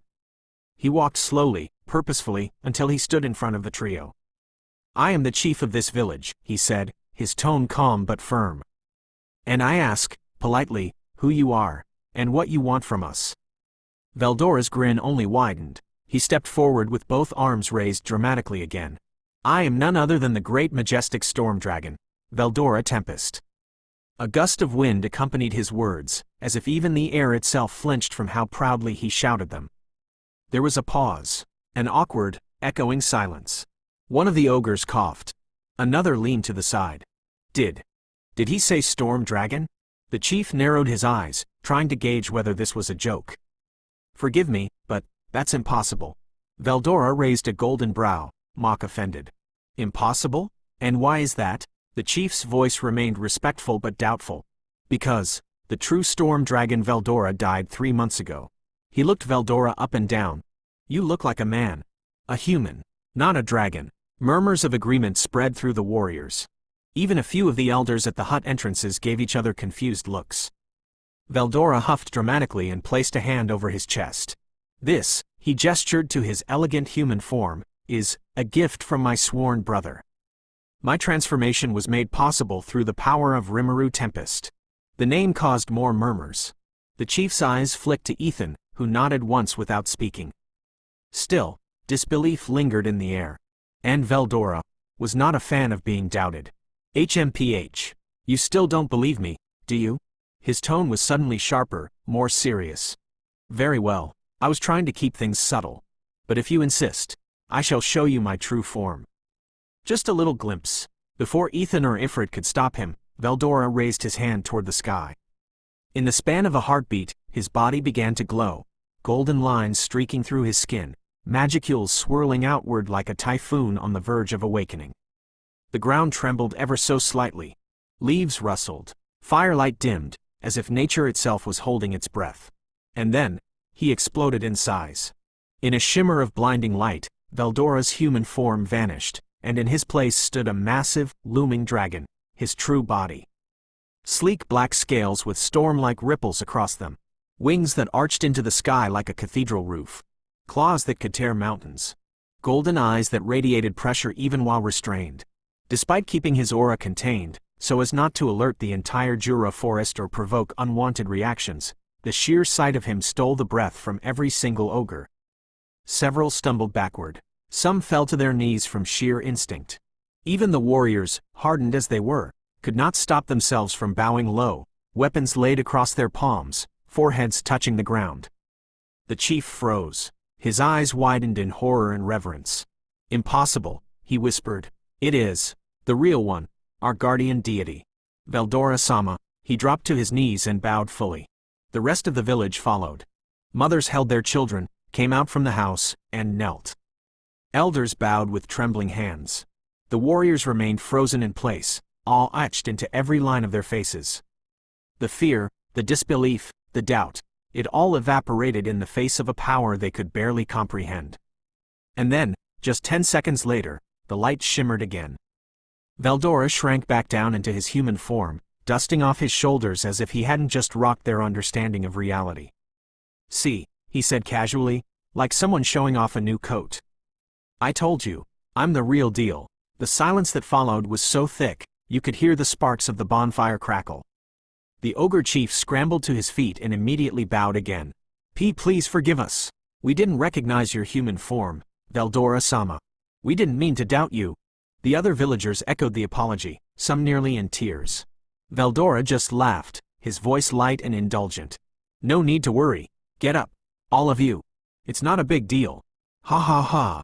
I am pretty handsome in this form, after all. It's only natural to be confused." He straightened, letting the wind brush his cloak. Then his smile faded slightly, and his tone grew serious. "But enough of that. I came here because I have something important to discuss with all of you." The ogres stood still, the embers of the bonfire painting flickering shadows across their faces as they stared at the golden-haired man before them. No, the storm dragon. Their guardian deity.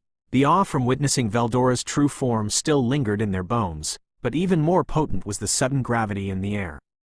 Veldora wasn't laughing now. He raised a hand slowly and pointed toward the eastern horizon, beyond the trees, beyond the rivers and marshes that split the Jura forest like veins. "Tomorrow," he said, voice calm and clear, "your village will be attacked." A murmur ran through the crowd. Several warriors exchanged sharp glances, while some of the elders stiffened visibly. Veldora's tone was serious now, too serious to dismiss. "If nothing is done, your people, your children, your flames, everything here will be wiped out." The village chief, still standing at the front with pride stiffening his spine, frowned deeply. "Are you certain of this, Veldora-sama?" Veldora looked him dead in the eye. "I wouldn't have come otherwise." The chief swallowed. If any other stranger had said those words, if some wandering monsters or panicked beast had come screaming of war, they would have laughed it off, confident in their own strength.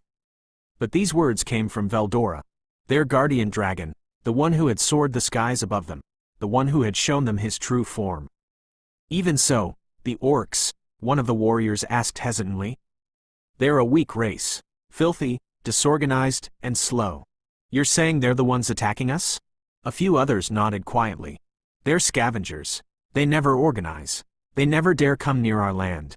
Veldora crossed his arms and raised a brow. "Normally? Yes, but not this time." His gaze sharpened. "This time, they march as one. Not as scattered beasts, but as an army." The ogres fell silent. 200,000 strong. The words hit the village like a cold wind.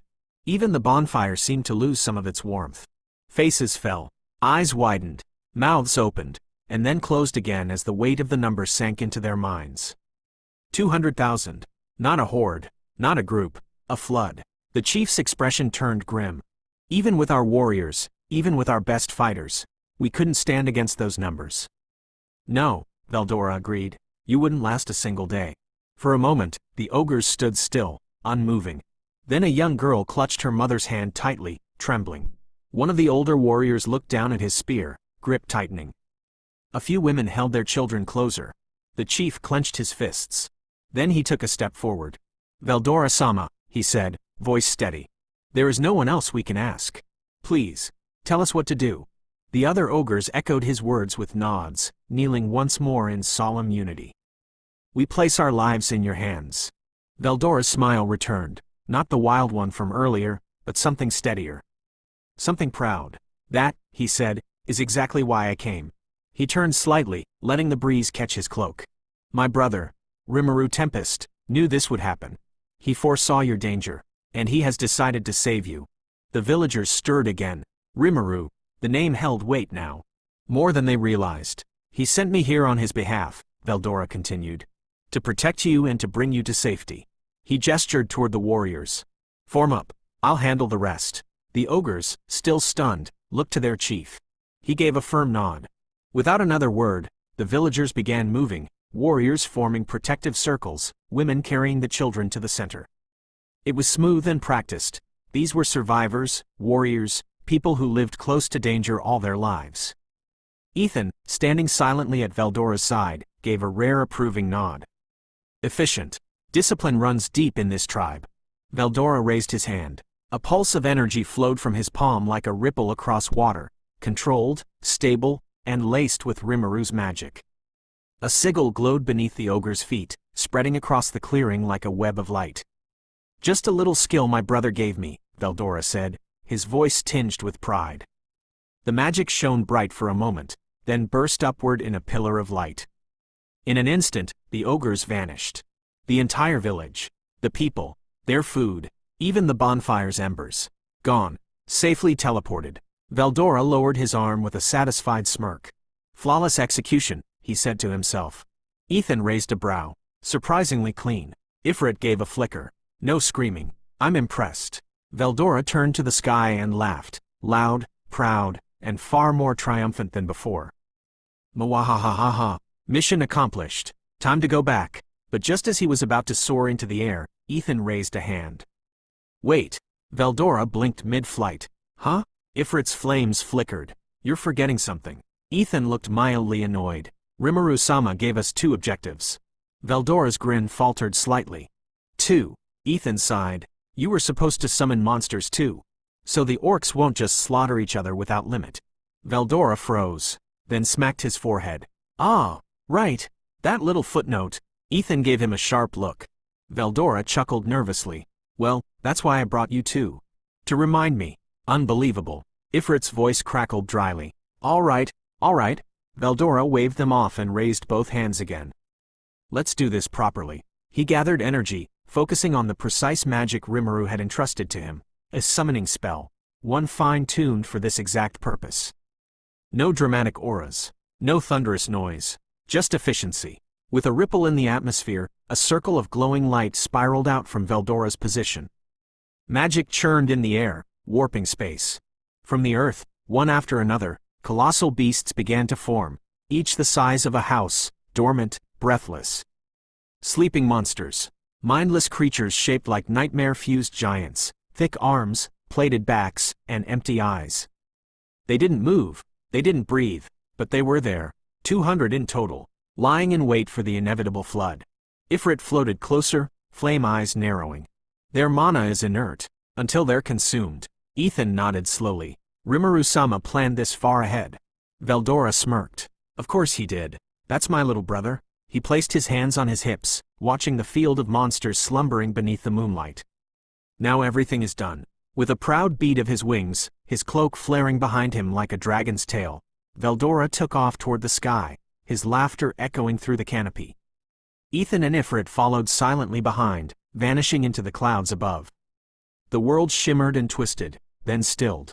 A cool night breeze swept gently across the plains. Stars glittered above like a river of silver dust, and the sky stretched endlessly, dark and serene. Under that vast celestial canvas, the once bustling ogre village was now gone, replaced by something new. Grass rustled underfoot as the ogres blinked at their surroundings. "Where are we?" Only Ogres of them murmured, awe in his voice. The air smelled different, not of smoke and fire, but of wood, fresh earth, and cooked food. In the distance, lanterns flickered softly, warm golden light dancing at the edges of an immense wooden wall. The structure loomed high, smooth logs bound tightly, reinforced with glowing magic symbols embedded near the gates. Beyond it, glimpses of rooftops and rising smoke trails hinted at life. Civilization. A city, lit and alive, even at night. Many of the ogres looked around in stunned silence. Some instinctively placed their hands on their weapons. Others simply stared in disbelief. Their leader, the towering ogre lord with a mane of crimson hair, narrowed his eyes. This wasn't some small village. This was a fortified settlement, planned, structured, and powerful. Just then, the massive front gates of the city creaked open. A column of armored figures emerged, torches in hand. They were hobgoblins, taller than regular goblins, their movements sharp and trained, not clumsy or crude. Their armor glinted faintly in the torchlight, polished and clearly maintained. These were soldiers. Disciplined ones. At their front walked a broad-shouldered hobgoblin, older and regal, with a finely trimmed beard and intelligent eyes. His bearing was calm, his steps confident.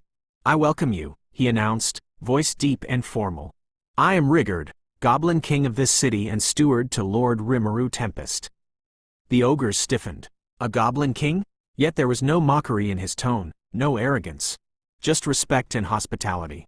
Rigurd bowed deeply. "Lord Rimuru informed us of your arrival. We have prepared food, shelter, and accommodations. Please, come inside. You are our honored guests." There was a moment of stunned silence. A goblin, welcoming them like nobles? Finally, an elder stepped forward, the broad-shouldered ogre lord, his crimson mane flowing like fire in the wind. Despite his cautious eyes, he offered a respectful nod.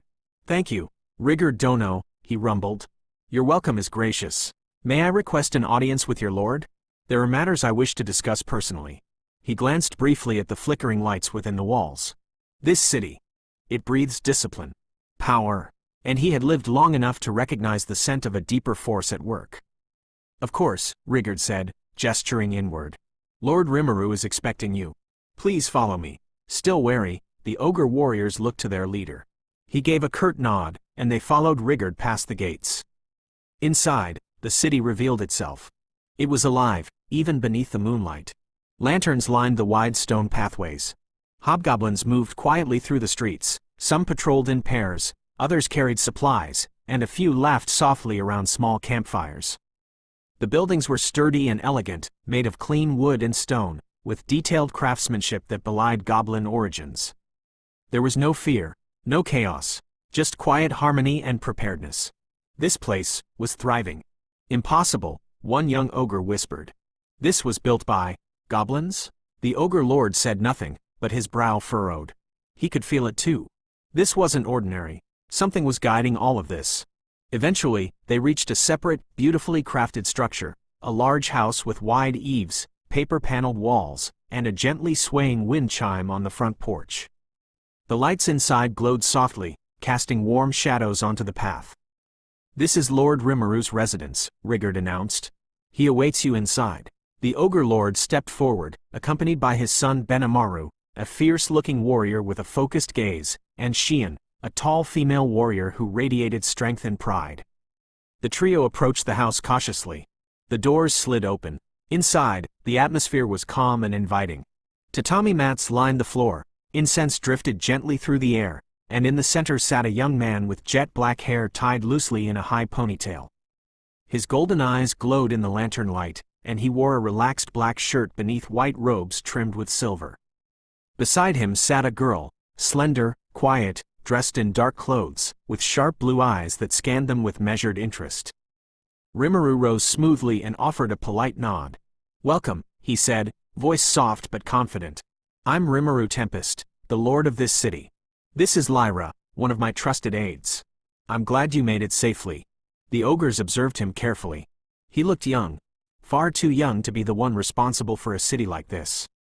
And yet, his presence was oddly calm. Not weak, just unreadable, hidden, like a blade in a velvet sheath. Beside him sat a woman, young in appearance, with pale skin, a slim black outfit, and piercing blue eyes. She radiated a quiet strength, calm but watchful. Nameless Benamaru and nameless Shian immediately stiffened. That girl, human, unmistakably. But her aura was dense, powerful. not one to take lightly. Then the Ogre Lord asks, if I may be blunt, why did you save us? Rimuru blinked. The older ogre continued, his tone firm. You didn't just offer us shelter. You teleported nearly 1,000 of us here without hesitation. Provided homes, food, protection. Why? The Ogre Lord studied him for a long moment. Then, he asked the question that had clearly been burning in his mind since the moment they arrived. The tone was low, almost hesitant, as though the answer might be something he didn't want to hear. Rimuru didn't answer immediately. He looked down at his teacup, watching the ripples. Then he looked up, his gaze firm. Because if all of you had died, it would have been a waste. The Ogre Lord blinked. You're a powerful monster clan, Rimuru continued. You still have so much potential. So much strength. Letting that vanish would be stupid. He leaned back, hands behind his head now. And also, I'm building something here. A city. A monster city, in the heart of the Jura forest. The Ogre Lord stiffened, clearly surprised. A city? He repeated. Rimuru nodded. Yep, a place where monsters can live in peace, without being hunted or ruled by fear. Where strength isn't the only thing that decides your worth. The Ogre Lord fell silent, his thoughts spinning. A monster city? In the Jura forest? He'd heard wild tales, of beastman camps, of goblin hideouts, of demon lords lurking in shadow. But a city? A true city, of order and structure, ruled not by tyranny, but purpose? Is something like that even possible? Before he could speak, Rimuru's voice came again, smooth, confident. Of course, if you don't want to join, that's fine. The Ogre Lord looked up sharply. We can form a temporary alliance instead, Rimuru said casually. Just until we take down the Orc Lord and his army. After that, you're free to go your own way. The mention of the Orc Lord made the Ogre Lord narrow his eyes. Orc Lord? Like in the ancient stories? He asked cautiously. Rimuru nodded. Yes, the one devouring everything in his path. And trust me, if you don't prepare now, you'll be his next meal. The Ogre Lord's expression darkened.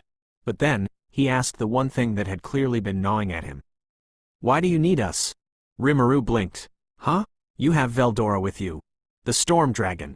With power like that on your side. Why bother with us? Ah, that.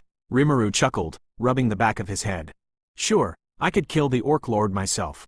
Wouldn't even be hard, honestly. But I won't. The Ogre Lord frowned. Why not? Because I want my people, my soldiers, to gain experience. To learn what it means to fight. To survive. That's how you build a strong city. Not just through brute force, but through growth.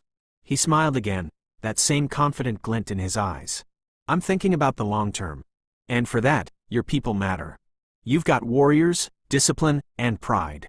That's not something I can just grow in a lab. The Ogre Lord was silent, his expression unreadable. I understand, he said finally. He stood slowly, the lantern light casting long shadows behind him. His gaze lingered on Rimuru for a long breath. I need some time to think. Take all you need, Rimuru replied calmly. The Ogre Lord gave a respectful nod, then turned and walked toward the door. Shion and his son quietly followed. Lyra opened the shoji for them without a word, bowing as they stepped into the moonlit garden and out into the night. The door slid shut behind them. Rimuru remained where he was, quietly watching the space the ogres had just vacated. Outside, the sound of wind brushing through trees filled the silence. Then, Lyra stepped up beside him, her voice soft. Rimuru-sama, she said gently, do you believe he will agree to become your subordinate? Rimuru didn't look at her. His gaze stayed fixed on the moonlight outside. No, he replied simply. Lyra blinked. No, they won't become my subordinates. Not yet, not because of gratitude or desperation. Their pride won't let them. Lyra looked at him, understanding slowly dawning. But he will form a temporary alliance, Rimuru continued, because he knows it's the only way to survive the Orc Lord. He turned his head slightly toward her. And once he sees what Tempest can do, once the other ogres see how strong we are, they'll choose to follow me. Not out of obligation, but out of trust. Lyra lowered her head slightly, respectful and thoughtful. I see. They need time, Rimuru murmured. Time to realize what kind of future we're offering. He stood up at last, stretching lightly. And I'm patient enough to give it. The wind whispered through the trees again, carrying with it the distant sounds of goblin children laughing, the clatter of tools, and the low hum of a village still alive deep into the night. Tempest was growing, and soon, it would need to stand against the storm. After the ogres had departed for the night, settled in, or more like, retreated with their pride intact, I let out a long sigh and stretched my arms. Finally, some peace. My feet carried me back toward the house where Shizu was sleeping.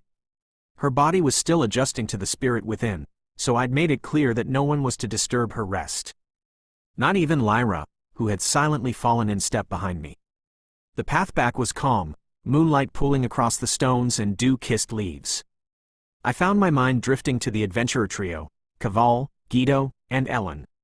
I smirked. Hey, I can already imagine the look on their faces when they see ogres casually walking around tomorrow. Those three barely held it together after meeting Ranga. Now ogres? Powerful ones? I chuckled inwardly. Someone's definitely passing out. We reached the front of my house. I was just about to open the door when, crash. A loud impact rocked the ground. I blinked, stunned, then narrowed my eyes. That had come from my garden. My beautiful, carefully tended garden. Thank you very much. Seal, what the hell just happened? I asked, not even hiding the irritation in my voice. It appears, Veldora crashed into your garden. With force. It's completely destroyed. My eye twitched. He what? Lyra flinched slightly at the tone in my voice. She didn't say anything, but her brows drew together, sensing the rising storm inside me. I stormed outside, and sure enough, there he was, Veldora, the storm dragon himself, standing in the middle of the smoldering wreckage that used to be my garden. Flower beds? Gone. Decorative stones? Pulverized. The koi pond? A muddy crater. Veldora, I roared. He turned to me with a sheepish smile, sweat trailing down his forehead. But I paused as I noticed he was holding someone in his arms, a man. Fat, with disheveled green hair, and clearly in awful condition. Dried blood stained his clothes, and his breathing was shallow. Lyra gasped beside me, covering her mouth. Is he alive? Before I could answer, two more figures descended from the sky, Ethan and Ifrit. Both landed smoothly, cloaked in streaks of flame and wind. They looked mildly singed, like they'd flown through some trees, or maybe crashed through them, if Veldora's flight path was anything to go by. Why did you destroy my garden? I shouted again, pointing accusingly at the crater. Veldora laughed nervously and waved it off. Now, Rimuru, let's not focus on trivial matters like landscaping. The more pressing concern is the man I found. That doesn't answer the question. I snapped, but I sighed and rubbed my temples. Fine, who is he, and how did he end up like this? Ethan stepped forward, arms crossed and serious. His tone was grave. It was Veldora-sama's doing. Veldora scratched his cheek and looked away dramatically. Ifrit rolled his eyes, muttering under his breath, here we go. Flashback. Veldora, Ethan, and Ifrit stood atop a wide branch overlooking the dark expanse of trees near the ogre village perimeter. They were just about to take off for their nightly patrol when Veldora suddenly paused. Did you sense that? Ethan asked, narrowing his eyes. Veldora's eyes glowed faintly. Yes, there's someone nearby, watching. Hidden among the trees.